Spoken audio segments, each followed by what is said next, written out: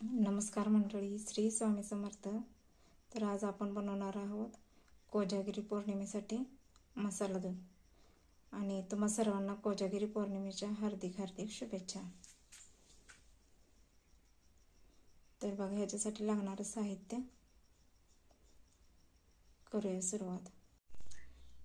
तर कोजागिरी पौर्णिमेसाठी लागणार दुधाचं साहित्य बघा,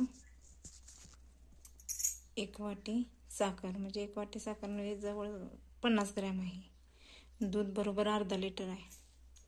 5-6 बदाम, 5-6 काजू आणि वेलदोडे 2. एवढं साहित्य पुरेच आहे. आणि जरी तुमच्याकडे केसर कांडी वगैरे नसेल, थोडी चिमूटभर हळद घातली तरी चालत्या.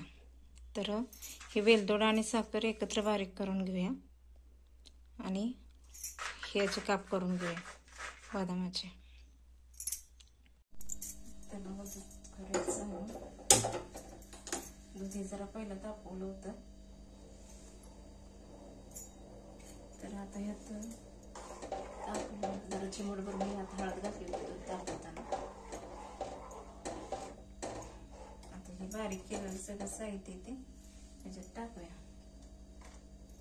साखर, वेलदोड आणि ह्याचं काप, काजू बदामाचं काप टाकलं.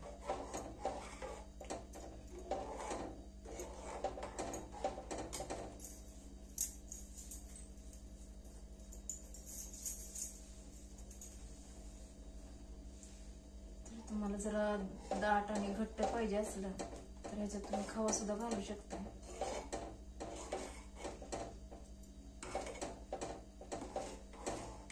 तर हे बघा, अगदी साध्या सोप्या पद्धतीने झाले मसाले दूध तयार.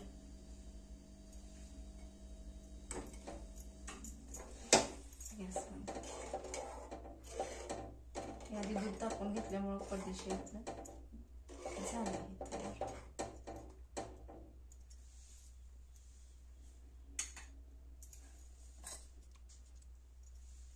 तर आता दूध बघा, बरोबर 4 माणसांना अर्धा लिटर दूध बास होते. तुम्हाला जास्त पाहिजे असेल तर 1 लिटर आणि हा या प्रमाण सांगितले त्याच्यात जरा जास्त वाढवू शकताय साखर वगैरे तुम्ही.